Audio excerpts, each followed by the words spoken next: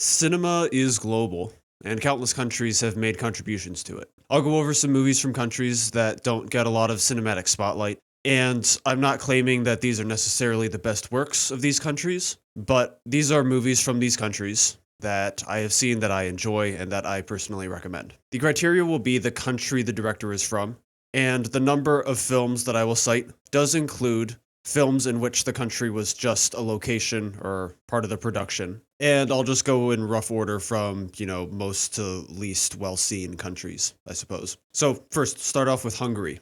This is a country, Europe, obviously, of about 9.6 million people. They are credited on Letterboxd/TMDb with 3,264 films. This is a country that will be on a lot of indie fans' radars, because from Hungary we get the great Béla Tarr, one of the great contemporary filmmakers. From Béla Tarr, we get films ranging from the depressive black and white epic of Satan Tango to the depressive black and white epic of Workmeister Harmonies. So you can certainly check out some of his films are longer, more kind of isolated, depressive. Perhaps not the easiest watches if you're looking for something casual, but there is a lot of recognition of his work. For my personal recommendation, I will go with something slightly shorter, but still in the same vein as his work, and that is Twilight, which is directed by György Fehér, who would actually go on to co-write with Béla Tarr in the 1998 film Passion. Twilight is a beautiful film.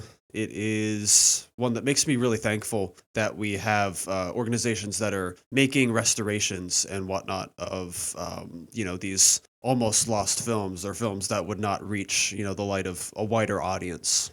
The restoration that I saw looks great. It is a perhaps neo-noir crime film with a kind of spacious existential bent, kind of talking about children, guilt, the relationship between crime, individuals. It's a little bit hard to define because, like I said, it is a little bit vague. But it looks gorgeous. The photography is for sure the highlight for me. Lovely shots, and there's a great atmosphere created between all of the choking mist, smoke, and rain. This is a wonderful atmospheric experience. You could call it a tone poem, and something that I think is well worth checking out for the aesthetic qualities alone. Next, talk about Senegal. Senegal is a West African country, population of about 18 million, and it is credited with 247 films. Now, that number is small. Despite that, the country boasts two very well-regarded directors, namely Sembène Ousmane and Djibril Diop Mambéty.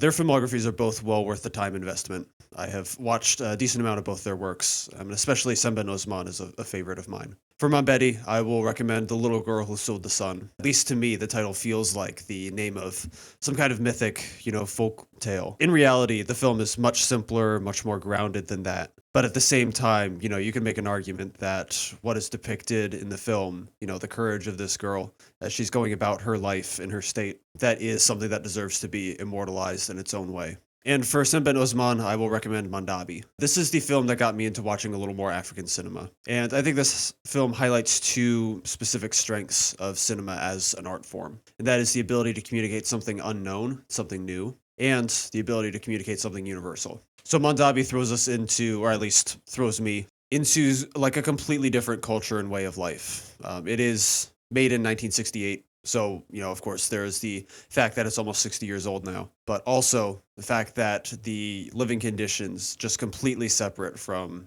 American films look like, of course, in 1968. It shows you those new things, that new environment, and gives you something to chew on there, but it also gives you something to chew on with the universal experience of the character. Someone who's perhaps not necessarily very likable at the beginning, but the film kind of morphs him in the contrast to the somewhat cold and indifferent system around him in a way that's very recognizable to people across the world, right? The dissatisfaction with the way things are, the powers that be, is something that's very familiar, very communicable, and communicated very well in this movie. So both the unknown and the known, I think, are shown very well in this movie, and I love it to death. Next, this country is going to be the Philippines. So this is a country of about 117 million, which is by far the largest of the 5 countries I will talk about. And they are credited with 8,077 films, which is also by far the most films discussed. However, they do not have a film that has quite the popularity as a couple of the countries above them, despite being much smaller. One first good director to know, though kind of a tough recommendation, is Lav Diaz. who is a practitioner, I guess, of the slow cinema movement. Slow cinema is fairly self-explanatory. It is very slowly paced, usually somewhat realistic in a certain sense, to an extreme perhaps. Long films, the one that is probably the easiest to recommend is Norte, the End of History, which is measly 250 minutes. And I believe, what is it called? Like History of a Filipino Family, 10 hours. Even dwarfs Satan Tango, which I mentioned earlier. He is a name to know for sure. Again, not the easiest recommendation. I can't just throw out 4-hour film recommendations out there necessarily. But if you're interested in something different and something that might be a bit of a challenge, especially if you're just getting into slow cinema, then check out Norte. But besides that, give you a branching path for the specific recommendations. Either Perfumed Nightmare, which is a more playful, exuberant film. It addresses primarily colonialism in the Philippines with some commentary about America and general global powers. Kind of talking about globalism through the lens of America as the example. More lighthearted, fun, kind of silly and experimental. And then the other branching path is more serious, a little bit depressing. This is Manila in the Claws of Light, which is a drama about a man who travels to Manila to try to make a living, to try to find a loved one, to try to make his life for himself. In stark contrast to Perfumed Nightmare. Not very playful, very serious. So whether you want something fun, still meaningful, or weighty, also very meaningful. It's up to you. Pick one of them. I think they're both worth a watch, even if I honestly don't love Perfumed Nightmare that much. It is a film that I would recommend people see. Next, I will talk about Lesotho, second African country.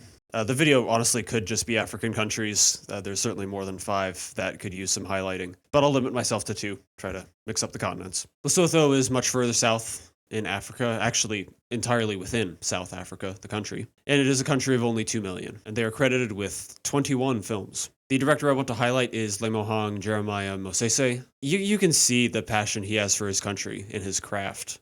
His second most recent film is called Mother, I Am Suffocating. This is my last film about you, which really speaks to his passion and like the heartache and, conflicting feelings he has internally about his homeland. But the film I really want to highlight is This Is Not a Burial, It's a Resurrection. The dude loves his long film titles, which is maybe a nice contrast from one-word titles. But anyway, this is, I would consider to be the best African film, at least that I've seen so far. I've seen a decent number. I feel like I've seen the heavy hitters, but this one is really a monumental work. It's beautiful, painterly. It really seems to me like he must have some kind of background in like a still art or something like that because you really see it in some of the compositions of his frames. They're really beautiful.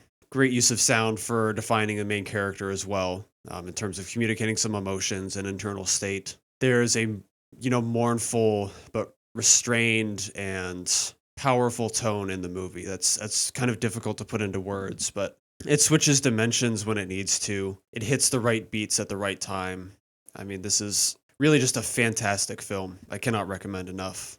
Then the last country we'll talk about is Albania. Back to Europe one more time. This is a country of about 2.8 million. They are credited with 405 films. And the film I will highlight is called A Tale from the Past. The most impressive thing to me about this movie is how many ideas and themes it manages to fit in the film coherently in a film that's a little bit under 90 minutes. And this is not just even the themes and ideas, but also how much kind of distance the characters travel, the main characters do in their story arcs in, again, such a short film. It takes a fairly shocking scenario of child marriage, but kind of inverting it at the same time because it's a child boy and an adult woman. But it still manages to inject humor and take its time kind of prodding at little aspects that go into it. Factors in society and aspects of, masculinity, femininity that tie into this package of the snapshot of society that's captured. It's not a high budget film. You'll notice that as soon as you start watching it, but I don't think the film really suffers from that quality. There are still some good technical moments, some interesting shots and sounds. There are good jokes, good humorous setups in a film that is, fairly dark at its core, even if it manages to have fun with the idea somehow. So, this is comedy drama side. Nothing insane, but I think a well-constructed movie with some interesting things to say. So those are my picks for 5 sort of underseen countries, I guess, at least in cinema. And there are still too many countries I have not seen a movie from yet, but I'm getting there. Hopefully knock some more of those out after the holiday season or something like that. Would like to see something from every country. But if you have any other countries you would like to shout out, feel free to leave them in the comments. Until the next video, thank you for watching. See you in the next one.